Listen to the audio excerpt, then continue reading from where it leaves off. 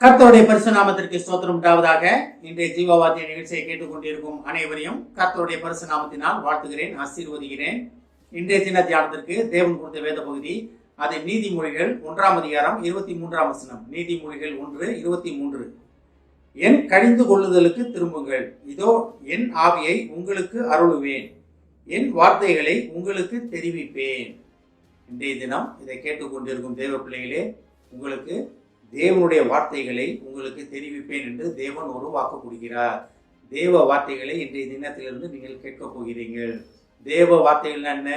உங்களை குறித்து வைத்திருக்கிற காரியங்கள், உலகத்தை குறித்து வைத்திருக்கிற காரியங்கள், தேவனை அறியாத மக்களை குறித்து வைத்திருக்கிற காரியங்கள், நீங்க என்ன செய்யணும், அப்படி அதற்காக நீங்க என்ன செய்ய வேண்டும் என்ற காரியங்களை, அந்த வார்த்தைகளை தேவன் உங்களுக்கு தெரிவிப்பேன் என்று வாக்கு கொடுக்கிறார். இந்த வசனம் எப்படி ஆரம்பிக்குது பாருங்க. என் கடிந்து கொள்ளுதலுக்கு திரும்புங்கள். தேவனுடைய கடிந்து கொள்ளுதலுக்கு திரும்புங்கள் அப்படின்னா என்ன? தேவன் நம்மளை அடித்து அரவணைக்கிற தேவன்னா இல்லையே. தேவன் அன்பால நம்மளை அரவணைக்கிற தேவன். ஆனாலும் கடிந்து கொள்ளுதலுக்கு திரும்புங்கள் அப்படின்னு இதில் சொல்லப்பட்டிருக்கிறது.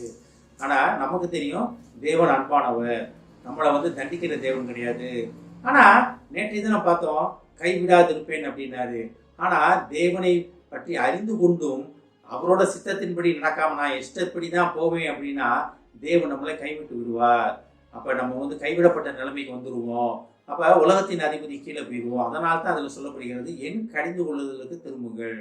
அப்ப தேவனுடைய திட்டத்தை அறிவதற்கு, தேவன் நம்மளை குறித்து உங்களை குறித்து வைத்திருக்கிற காரியங்களை புரிந்து கொள்வதற்காக தேவனிடத்தில் நம்ம திரும்ப வேண்டும். அதான் என் கடிந்து கொள்ளுதலுக்கு திரும்புங்கள், இதோ என் ஆவியை உங்களுக்கு அருளுவேன். தேவ ஆவியை உங்களுக்கு அருளுவேன். இது புதிய ஏற்பாட்டின் சத்தியம் பழைய ஏற்பாட்டில் தீர்க்க தரிசனமாக சொல்லப்பட்டிருக்கிறது. இன்றைய புதிய ஏற்பாட்டு சத்தியத்தின்படி தேவனுடைய ரத்தம் என்னைக்கு சிந்தப்பட்டுச்சோ, தேவன் பரலோகத்துக்கு எடுத்துக்கொள்ளப்பட்டு தேற்றவாளனாகிய பரிசுத்தாவியானவர் வருவார், உங்களை சகல சத்தியத்துக்குள்ள வழி நடத்துவார்னு சொல்லப்படுத்தோ, அன்னையிலிருந்து உங்களை அன்னைவருக்கும் பரிசுத்தாவின் அபிஷேகம் உண்டு. அதை புரியாம தான் நாம் இருக்கோம். ஆவியான அபிஷேகம், ஆவியான தொழுதல் இல்லாமல் யாருமே கிடையாது. ஏன்னா எல்லாருமே அவர் சாயலாக அவரால் பேர் சொல்லி அழைக்கப்பட்ட ஜனம் நம்ம. அப்ப தேவன் இதுல என்ன சொல்றாரு பாருங்க, என் ஆவியை உங்களுக்கு அருளுவேன். இது அருளிட்டார், உண்மைதான். ஆனா அதை எடுத்து அதை புரிந்து கொண்டு அதன்படி நடக்க வேண்டிய பொறுப்பு நம்மிடத்தில் கொடுக்கப்பட்டிருக்கிறது. ஆவியானவர் அபிஷேகம் இல்லாத மக்களே கிடையாது, ஜனமே கிடையாது. எல்லாருமே பரிசுத்தாவின் அபிஷேகத்தால் நிரப்பப்பட்டவங்க தான். ஆனா அந்த அபிஷேகத்தை உணர்ந்து, ஆவியானவர் தனக்குள் வாசம் பண்ணுவதை உணர்ந்து நம்ம செயல்படும் போது தேவனுடைய திட்டத்தை நிறைவேற்றுவதாக நம்ம காணப்படுவோம். இதை புரிந்து கொள்ள வேண்டிய பொறுப்பு நம்மிடத்தில் கொடுக்கப்பட்டிருக்கிறது. நமக்கு தான் வேணும். நன்மை தீமை முன்பாக வைத்திருக்கிறேன் அப்படின்னா நம்ம எதை புரிந்து கொள்கிறோம், எதை எடுத்துக்கொள்கிறோம். இந்த ஆப்ஷன் இந்த ஒரு காரியம் நம்மகிட்ட கொடுக்கப்பட்டிருக்கிறது. தேவன் நம்மளை கண்டித்து அடித்து கூப்பிடுற தேவன் கிடையாது. அன்பாலே அரவணைக்கிற தேவன். என் கடிந்து கொள்ளுதலுக்கு திரும்புங்கள், இதோ என் ஆவியை உங்களுக்கு அருளுவேன். அப்ப தேவ ஆவியால் நம்ம நிரப்பப்பட்டு இருக்கிறோம். தேவ ஆவியால் நிரப்பப்பட்டதை நம்ம உணர்வோமா? எத்தனை பேருக்கு டங்ஸ்ல பேச முடியும்? நம்ம தேவன் கைவிடுகிற தேவன் கிடையாது. நம்ம தான் முயற்சி பண்ணணும்.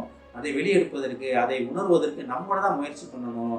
தேவனை நோக்கி இடையிடாம நம்ம கூப்பிடும் போது நம்ம நாவுகளின் கட்டுகள் உடைக்கப்பட்டு ஆவியானவரோட பேச ஆரம்பிப்போம். நம்ம ஆவியான ஒரு பாஷையில நம்ம தேவனை துதிக்க ஆரம்பிப்போம். இதுக்காகத்தான் தேவன் நம்மளை அழைத்திருக்கிறார். அதான் பாருங்க, என் வார்த்தைகளை உங்களுக்கு தெரிவிப்பேன். ஆவியின் அபிஷேகத்தால் நிரம்பி ஆவியானவரோட பாஷையில தேவனுடன் நம்ம பேசும் பொழுது தேவ வார்த்தைகளை நம்ம தெரிந்து கொள்வோம். தேவன் நம்மளை குறித்து வைத்திருக்கிற திட்டங்களை, நம்மளை குறித்து வைத்திருக்கிற காரியங்களை நம்ம புரிந்து கொண்டு தேவனுக்காக சாட்சியாக, தேவனுக்காக நம்ம ஓட ஆரம்பிப்போம். தேவனுக்காக ஓட ஆரம்பிப்போம்னு நம்ம சொல்றதோட நம்ம தேவனுடைய திட்டத்தில் நடக்க ஆரம்பிப்போம். நம்மளை குறித்து தேவன் ஏற்கனவே எல்லாமே பிளான் பண்ணி வச்சுட்டாரு. அதை புரிந்து கொண்டு நம்ம போக வேண்டிய ஒரே ஒரு பொறுப்பு மட்டும் நம்மளை கொடுக்கப்பட்டிருக்கிறது. அதனால தான் தேவன் உங்களுக்கு இன்றைய தினம் கேட்டுக்கொண்டிருக்கும் விசுவாசிகள் அனைவருக்கும் தேவன் கேட்கிற ஒரு காரியம் என்னவென்றால், என் கடிந்து கொள்ளுதலுக்கு திரும்புங்கள், நான் உங்களை எனது ஆவியால் நிரப்பியிருக்கிறேனே அப்படின்னு சொல்றதா பாருங்க. அதோடு இல்லாம என் வார்த்தைகளை, தேவ வார்த்தைகளால் உங்களை நிரப்புவேன். தேவ வார்த்தைகளால் உங்களை நிரப்புவேனா என்ன அர்த்தம்? இன்றைய தினத்திலிருந்து, இன்றைய நொடிப்பொழிலிருந்து நீங்கள் பேசுவது எல்லாமே தேவனுடைய வார்த்தைகளை பேச போறீங்க. தேவனுடைய சித்தத்தை நீங்க நடத்த போறீங்க.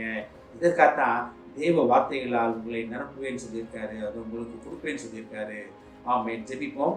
எங்களை அதிகமான அன்பின் பரலோக பிதாவே, நாங்கள் உங்கள் கடிந்து கொள்ளுதலுக்கு திரும்பும்படி நீர் எங்களை அழைப்பதற்காக நன்றி ஆண்டவரே.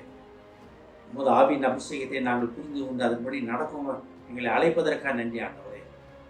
தகப்பனே, அப்படி நாங்கள் நடக்கும் பொழுது தகப்பனே, நீர் உமது வார்த்தைகளால், உமது காரியங்களால், உமது வல்லமையால் எங்களை நிரப்புவேன் என்பதற்காக நன்றி நன்றி நன்றி ஆண்டவரே. இதை கேட்டுக்கொண்டிருக்கும் ஒவ்வொருவரையும் ஆசீர்வதிக்கிறோம் அப்பா. ஒவ்வொரு குடும்பத்தையும் ஆசீர்வதிக்கிறோம் ஆண்டவரே.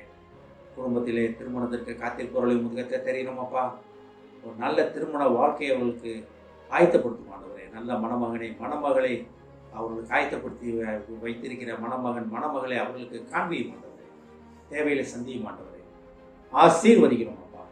இயேசுவின் மூலமாய் கேட்கிறேன் நல்ல பிதாவே, ஆமென். கர்த்தர் உங்களை ஆசீர்வதிப்பாராக.